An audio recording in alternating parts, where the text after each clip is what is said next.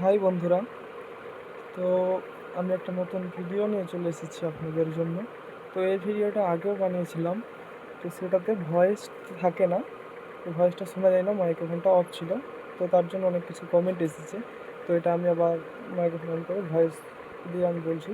তো যারা পোর্টের কাজ করো কিংবা কেউ যদি দেখতে চাও যে সিমটার কত বয়স হয়েছে জিও সিমের, তো জিও সিমের বয়স চেক করার জন্য আপনাকে প্রথম যে নাম্বারটার বয়স চেক করবেন সেই নাম্বারটা দিয়ে মাই জিওটা লগ ইন করে নিতে হবে। তো মাই জিওটা লগ ইন করার পর আপনাকে মেনুতে থ্রি ডটে ক্লিক করতে হবে নিচের দিকে রাইট সাইডে।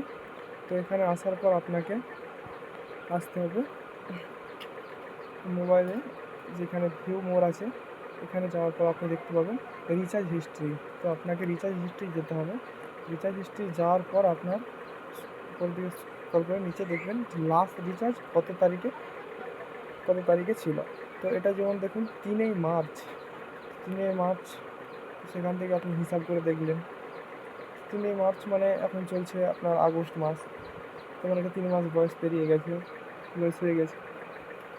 তো জিও সিমের এইভাবে বয়স দেখে, আর সেম এইভাবেই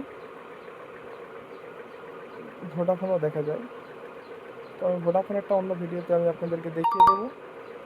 তো ভোডাফোনে দুরকমভাবে দেখা যায়, আর জিওতে আপনি কাস্টমার কেয়ারে কল করেও দেখতে পারেন, কিংবা মাই জিও লগ ইন করে আপনি দেখতে পারেন। মাই জিও লগ ইন করে খুবই সহজভাবে দেখা যায়। আর ডেটটা যখন হিসাব করবেন, যেই তারিখ থেকে এখানে ডেট শো করছে এই তারিখ থেকেই গুনবেন।